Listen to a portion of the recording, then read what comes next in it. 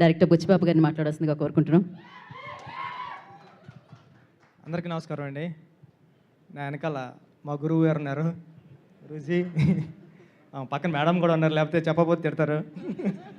Madam ఇంకా అంటే నేను కానీ, దసరా శ్రీకాంత్ కానీ, మన అజ్జుభయ్య కానీ, మీ అందరూ ఇలా వచ్చామంటే, డైరెక్టర్స్గా వచ్చామంటే, అందరూ కార్తీక్ గారు కానీ అందరూ వచ్చామంటే కారణం ఒకే ఒక పర్సన్ అండి, సుకుమార్ గారు.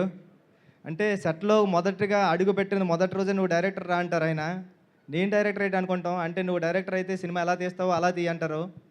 సుక్కు సార్, మీ దగ్గర నుంచి ఇంకా చాలామంది వచ్చేస్తారు నాకు తెలుసు, దాంట్లో తిరగలేదు. నాకు తెలిసి ఈ జనరేషన్లో ఇంతమంది డైరెక్టర్స్ని తయారు చేసే పర్సన్ ఎవరైనా ఉన్నారంటే ఇంకొకరు కూడా ఉండాలని కోరుకుంటాం. కానీ మా గురువు గారి దగ్గర ఇంకా చాలామంది ఉన్నారు, వస్తూనే ఉంటారు. ఎప్పుడో గోవాలో ఉన్నప్పుడు చెప్పారు, ఒరే సుకుమార్ రైటింగ్స్ అని బ్యానర్ పెడతారనుకుంటున్నారా అని.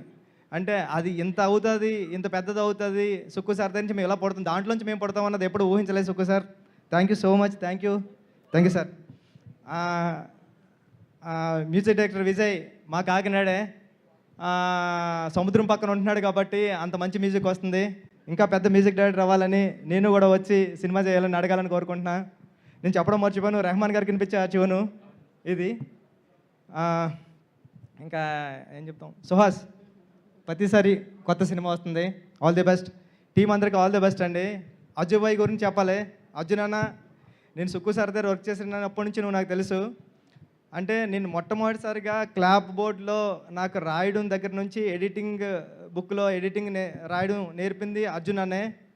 నేను మానిటర్ చూస్తున్నా, ఆర్టిస్టులు ఎలా చేస్తారో ఒకసారి చూద్దామని వస్తుంటే డెప్ మీద కొట్టాడు నన్ను. కొట్టి నువ్వు ఇంకెక్కడ రావడానికి టైం ఉందిరా, నువ్వు అర్జెంటుగా వెళ్ళి ముందు ఆ వర్కులు చేయన్నాడు. అర్జున్, నువ్వు కొట్టింది నాకు గుర్తుంది. నువ్వు కానీ తోట సీన్ అన్న కానీ సార్ దగ్గర ఎంత కష్టపడేవారో నాకు తెలుసు. అంటే 4:30, 5:30, 6:30 అయ్యేది. మళ్ళీ సార్ 8:30కి ఆఫీస్కి వస్తే 8:30కి వచ్చేసేవారు. మీరు అంత కష్టపడేవారు. మీలో 10% కష్టపడినా డైరెక్టర్ అయిపోవచ్చు అనిపించేది. ఆ 10%తోనే అయ్యాను డైరెక్టరు. మీరు 100% ఎఫర్ట్స్తో వస్తున్నారు. మీరు ఇప్పుడు ఎంత పెద్ద డైరెక్టర్ అవుతారో నాకు తెలుసు.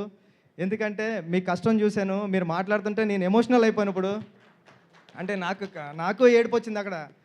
అంత అంటే మీరు ఎక్కడో బెంగళూరు నుంచి వచ్చి ఇక్కడ సుక్కు సార్ దగ్గర జాయిన్ అవ్వి ఇప్పుడు ఇక్కడ వరకు రీచ్ అయ్యారు. ఈ సినిమా పెద్ద హిట్ అవ్వాలని మనస్ఫూర్తిగా కోరుకుంటున్నానండి. థ్యాంక్ యూ సో మచ్ అండి. థ్యాంక్ యూ బుచ్చిబాబు గారు. Thank you so much for coming gracing the event. And yes, మరి ఇప్పుడు ప్రసన్న వదనంతో అత్యంత